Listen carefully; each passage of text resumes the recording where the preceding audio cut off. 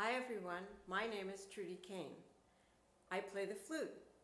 I've been at it for a while. For 32 years I played principal flute at the Metropolitan Opera in New York. The next 11 years I was professor of flute at the Frost School of Music, University of Miami.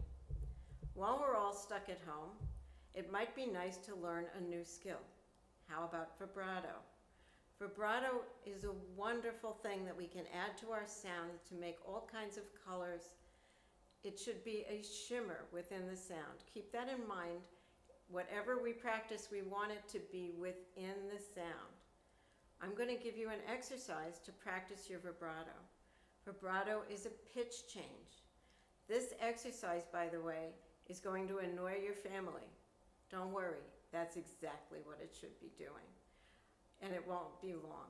So, let's talk about how we're going to do it. I suggest we begin on middle C sharp, the one in the staff, because it's such an out of tune note, it's easy to bend.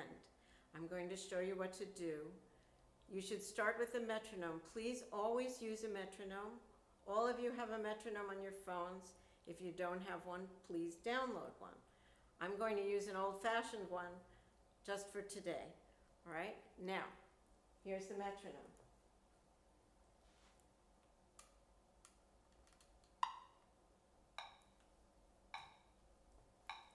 I have the metronome set at 52. At 52, I want you to allow your pitch to drop. Then I want you to get it back. This should be in the shape of a slinky, so it goes around. You can do this by opening your throat. Allow the pitch to drop as far as you can and still get it back by the next beat.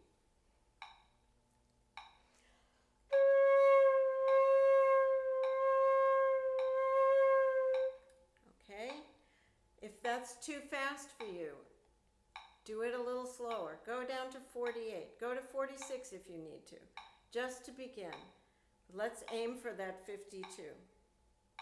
After you've done 4 beats of that, if you're comfortable, and by the way, this exercise is different for every person.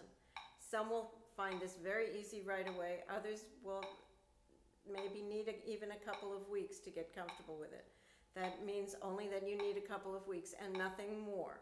All right, now we've done 4 beats with 1 vibration to the beat. Now we're going to do 2.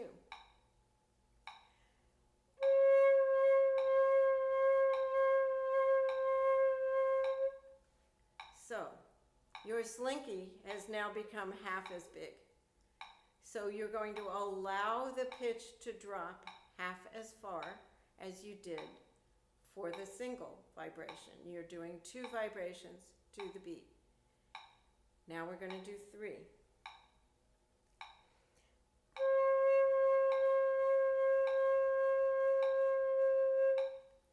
Once again, the slinky has gotten smaller. I warn you that 3 and 4 are the most difficult, so be patient with yourself. Now 4.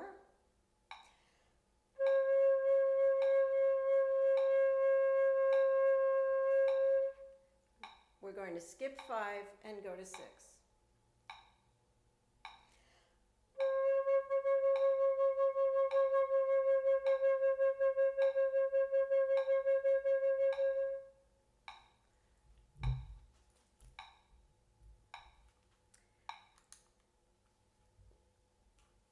Now I've been practicing this for a long time, so obviously I'm a little more comfortable with it than you're going to be at first. Remember, this is very important. The pitch should always drop and come back to the pitch. You never want to go above the pitch. You want to feel your vibrato, if you feel it, at the bottom of your neck. All right, your throat should be open, so you're going to also perhaps feel it behind your ears. You never want to feel it at the top of your throat. If you do, you're going, and that's called a nanny goat vibrato. We don't want that. That will really annoy your parents, and it'll be something that it's harder for you to get away from. This exercise I call controlled relaxation. We practice the vibrato at different speeds so that we can learn to be in control of it. When we play, we should be playing something approximately like the 6 to the beat. Now again, we're practicing with a metronome so that we will learn to control it. That does not mean that when we play, we're counting 6 vibrations to the beat. It means that we're simply learning to make the vibrato narrower and consequently a little bit faster. I suggest that you begin, if you're comfortable, with as much as an octave, that's 12 notes, every day. You might want to do the A below that C sharp, up to the A above it, if you're comfortable. If you're comfortable, you can vary the octave. If you have a lot of time, you can do even more notes. Keep this in mind. As you go down, the flute has less resistance.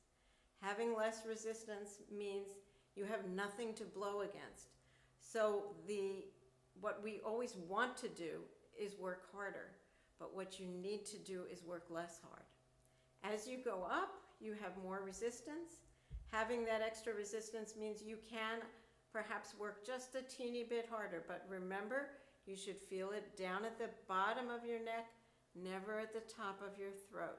If you do, just stop. Take a moment, try to relax, keep in mind that shape of the slinky. When you practice, I like to always begin with vibrato. The reason is this. If you do this correctly and you are very open, your throat needs to remain open at all times, you will start your day by blowing down correctly into the flute. What we do first every day determines how we play for the day. So I would begin with that. It won't take you long once you get used to this. Then play some scales. Depending on how much time you want to spend, you can play your major scales one day and your minor scales another day. I strongly recommend that you think about the evenness of the scale, not the speed.